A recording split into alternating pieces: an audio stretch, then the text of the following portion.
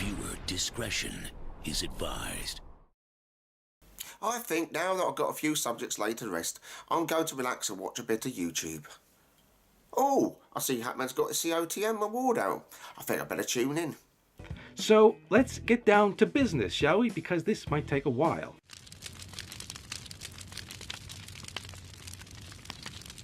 So the first candidate cropped up right at the beginning of February, and I thought she would be a shoo-in to win this particular competition, but as you'll see, lots of other candidates came up and just, well, it turned everything on its head. So, Michelle Carter was convicted several years ago of manslaughter for contributing to the death of her boyfriend.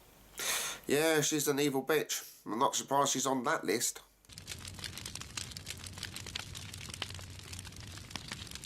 Okay, and who's next? Oh yes, Shamima Begum. Not really surprised she was in there, to be honest. And now, fourth candidate for Cunt of the Month is a guy who may be one of the most prolific sexual predators that the world has seen since Jimmy Savile. Okay, maybe it's not quite the same, but R. Kelly. Wait, what? I Can Believe I Can Fly Kelly is a sexual predator?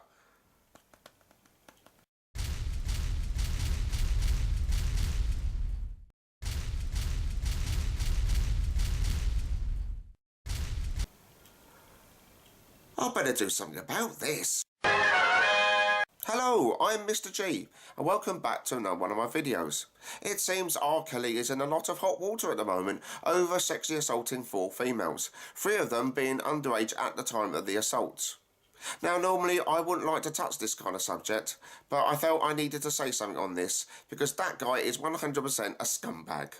The charges, which he denies, comes a month after a 6-part documentary series, Surviving R. Kelly, was aired, which talked about allegations of sexual misconduct against him.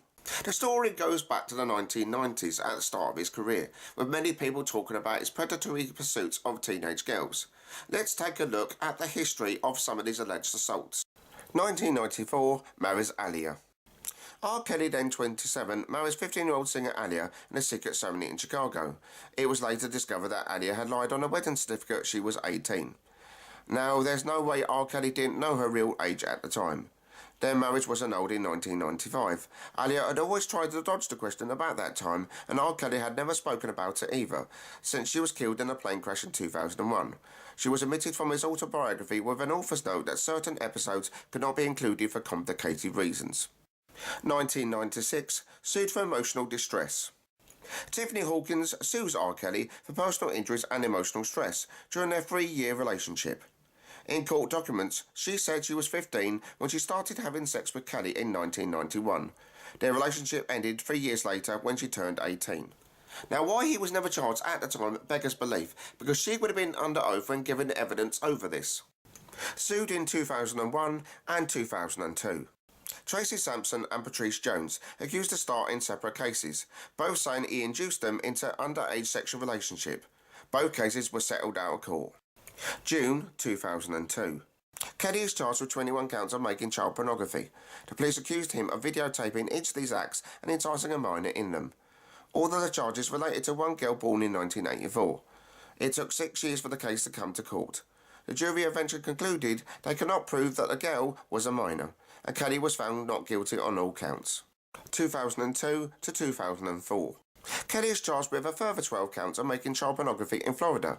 The charges were dropped when the judge agreed with Kelly's defence team that the police lacked sufficient evidence to justify a search. So it seems throughout his career he's been constantly dodging accusations of child predatory acts, and nobody could get anything solid against him. Why? I mean, surely if you throw enough muds at somebody, something is going to stick sooner or later. Now, recently, he was jailed for failure to pay a $161,000 child support bill, but has subsequently been released after someone who didn't want to be named paid the outstanding back child support. The singer is still accused of 10 accounts of aggravated sexual assaults. Let's hope something this time sticks. The scary thing, he's been doing this for 30 years, and nobody has put him away for all these allegations, even though a lot of them were settled out of court. Now, somebody should have put a stop to the out-of-court settlements and brought charges against him. Because surely, if it's settled out of court, the cases must have been founded on something. Of course, people took to Twitter to air their views, with tweets such as this. The judge approved a no-bail arrest warrant for R. Kelly. No bail. Yes, God. Woo. Stamps foot. Come on, choir, provide a selection. This one. R. Kelly finally going to jail. And finally, so much for R. Kelly. Enjoy all the years in jail, creep. Next. Best news I've heard all day.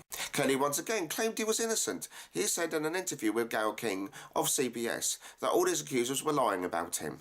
But how many times must a man be accused of something before something finally gives and he is proven to be a sexual predator? So what do you think to it all? Do you think he is guilty and justice is finally catching up to him? Do you think his luck is running out and he will be finally jailed for what he has done? Or do you think he has been falsely accused? I would love to hear from you about this. If you liked the video, don't forget to like, comment and subscribe. Take care and I'll see you all soon.